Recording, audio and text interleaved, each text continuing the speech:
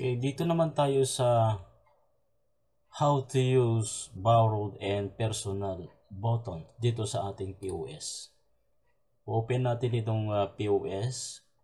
Ngayon, may makikita kayo ditong borrowed at saka personal na buttons. So, pagka-click nyo itong new order, select kayo ng customer name, tapos halimbawa ay delivery. Itong borrowed, ibig sabihin yan ay yung mga assets natin, yung mga container, yung mga ginagamit natin sa ating business ay ipinapahiram natin doon sa customer. So, i-click natin ito para ma-record natin yung ating mga assets kung sinong customer ang kumuha o kaya nasaan yung ating asset. Halimbawa, borrowed. Okay, ito naman, pagka nagpakita ito, ay itatanong niya kung mayroon bang deposit itong si Abel. Kung wala, ay click no. Kung mayroon, ay click yes. At saan ilalagay yung deposit? Halimbawa ay i-click natin ang yes. Pag-click ng yes, pwede natin ilagay dito sa deposit dito, no? Pag-click ng items, okay? Then add. So, halimbawa, ang binigay niya ay 5 peso. So, meron siyang deposit na 5 pesos. At ibabalik yung 5 pesos pagka isinauli niya itong container na ito. Right? So, yung sales, yung dapat na tanggapin natin sa kanya ay yung benta natin at saka yung 5 pesos na kanyang deposit. Kasi halimbawa, itong container ay nawala o kay nasira, meron tayong panghawakan na pinaka-maintenance, kumbaga. Meron tayong naiipon na ibili ulit.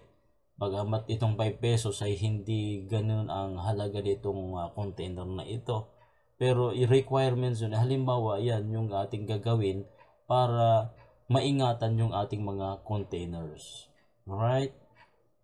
Ano naman itong personal? Itong personal naman ay pagmamay-ari ng customer yung assets o kaya yung galon o kaya yung container na tinatawag. Okay? So halimbawa, itong 41, bakit kailangan na i-click natin yung borrowed? Para mai-record natin na ito ay ipinahiram. Halimbawa ito, i-close, i-continuous natin na ito. Okay? Check out. No. So, itong container na ito ay borrowed. Diba? Invoice number 41. Kaya makikita natin sa tracking system, mayroon dapat itong invoice 41 dito.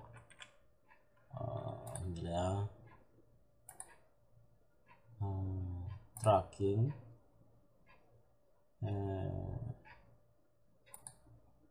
Ang pangalan niya ay Abel.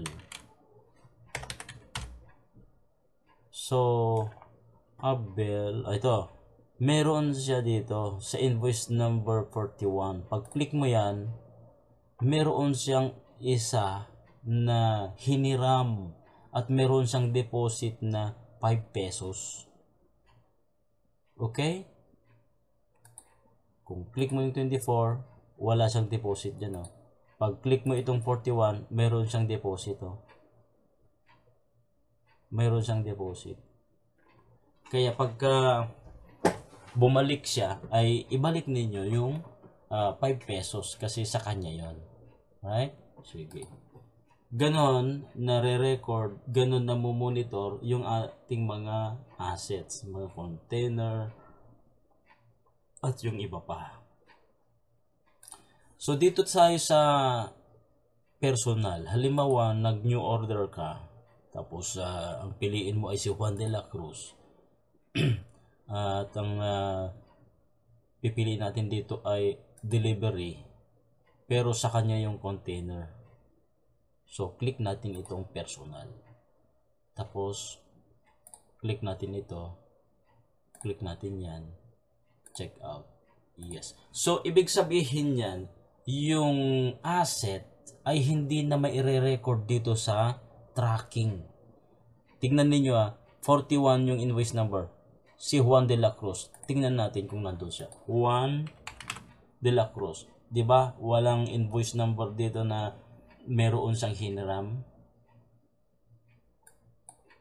kundi personal ito.